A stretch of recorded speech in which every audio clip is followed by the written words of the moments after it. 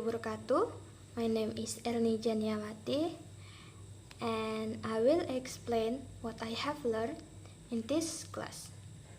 In this ELT curriculum class, at the beginning of the semester, I learned about the curriculum development process. I studied the steps involved in designing a syllabus course, what and how to conduct situation and needs analysis, and determining the purpose and objectives of a syllabus. I also delve into various internationally used English language curriculum approach such as communicative language teaching, CLT, text-based language teaching, TBLT, and the grammar translation method.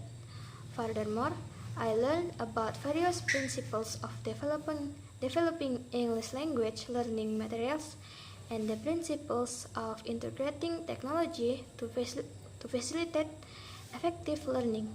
This includes ensuring relevance to students' interests and needs, explaining and simplifying materials for easy student access and understanding, and incorporating multimedia elements to cater to diverse learning styles.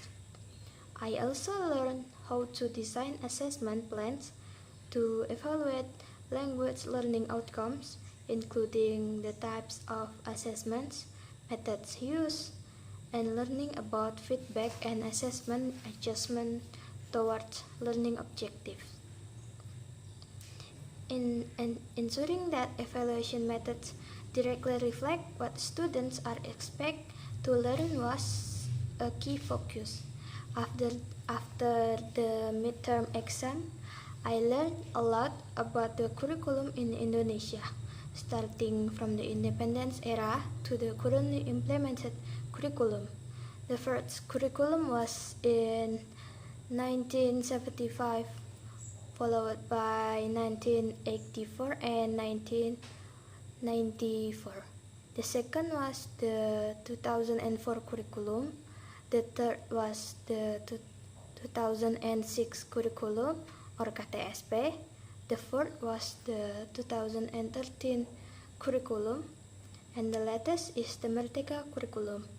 I studied the definitions of these curricula, their background, difference from other curricula, their strengths and weaknesses, the principles used, and examples.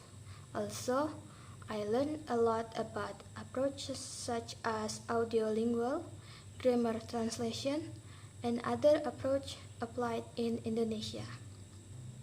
And then I will explain the curriculum 1975 and 1984 and 1994, and how they are similar and different from each other.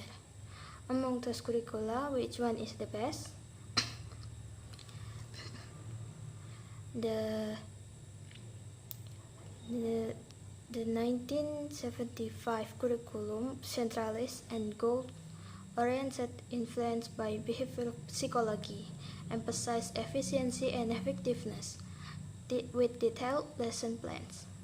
PPSI, assessment at the end of each lesson, measure and formulate goals through student behavior. And the 1984 curriculum, influenced by the humanistic school, treating students as active individuals, introduced student active learning (SAL), focusing on the process approach. However, criticism from improper implementation leading to noisy classrooms. And the 1994 curriculum, a refinement of the 1984 curriculum, aiming to integrate previous curricula, faced criticism for heavy student workload and a super dense curriculum, included local materials and diverse community interests. Shift focus to active learning and cognitive aspects. The difference is the 1975 curriculum was more behaviorist, while the 1984 and 1994 curricula learn towards humanistic and active learning approach. The 1984 curriculum introduced SRL, emphasizing the process approach, while the 1994 curriculum focused more on cognitive aspects. The 1994 curriculum faced criticism for being super dense and having a heavy student workload. The similarities, both the 1984 and 1994 curricula aim to address shortcomings of the 1975 curriculum.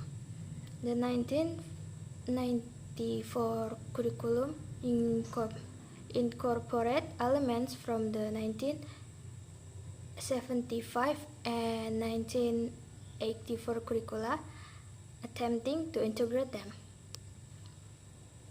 In my opinion, the 1975 curriculum is the best curriculum because it provides a centralized and goal-focused approach to education. Its centralized system ensures a consistent curriculum across schools, contributing to a more unified national education. The curriculum's emphasis on clear goals aligned with broader societal objectives, giving education a purposeful direction. The structure in Instructional System Development Procedure (PPSC) offers teachers clear guidance through detailed lesson plans, potentially improving the quality of teaching. Also, the curriculum's roots in behaviorist psychology provide a measurable way to track student progress. Despite criticism, the 1975 curriculum's efficiency and clear objectives make it a strong choice for achieving educational goals in a systematic and measurable way. In the period of 1918 up to now, communicative language teaching (CLT) has been claimed to be used in teaching English in Indonesia. Why can CLT stand for a long period of time? How was CLT developed since then? Communicative language teaching (CLT) has maintained its relevance in English language education in Indonesia from the 1980s to 80s to the present for several reasons. Firstly, CLT's adaptability to diverse educational contexts has contributed to its enduring popularity. The principles of CLT can be tailored to accommodate different language learning environments, making it flexible and applicable approach. Also, the emphasis on real communication alike with practical language use, ensuring the curriculum remains pertinent to the everyday needs of language learners. The evolution of CLT over time has seen the integration of the technology, such as interactive tools and platforms, enhancing communicative language learning. Furthermore, the shift towards text-based language teaching within the CLT framework emphasizes meaningful language use in specific tasks, promoting practical communication skills. The growing importance of cultural competence and global communication skills has also reinforced the value of CLT in an interconnected world. Its student-centered approach fosters active participation and collaborations, sustaining interest and motivation. Continuous professional development initiatives for teachers ensure the effective implementation of CLT principles in the classroom. The endorsement of CLT by educational policies and its alignment with global language education trends further contribute to its continued prominence in English language education in Indonesia. And then I will explain why Curriculum 2006 was replaced by Curriculum 2013. The transition from the Curriculum 2006 KTSP to Curriculum 2013 in Indonesia marked a shift in educational priorities and methodologies. Curriculum 2006, with its emphasis on school autonomy and reduced learning loads, aimed to provide flexibility to schools and alleviate the burden on students, while it encouraged creativity in educational programs. Challenges arose, such as a lack of human resources capable of implementing KTSP and insufficient supporting facilities. In contrast, Curriculum 2013 introduced an integrated competency and character-based approach focusing on holistic development.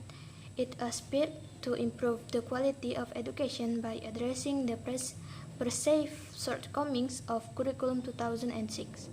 The decision to replace Curriculum 2006 with Curriculum 2013 reflects a broader shift in educational philosophy, emphasizing a balanced integration of competencies, attitudes, and skills for students. The move toward a more comprehensive and contemporary educational framework underscores the dynamic nature of educational systems adapting to evolving needs and goals. That's all from me. Thank you and wassalamualaikum warahmatullahi wabarakatuh.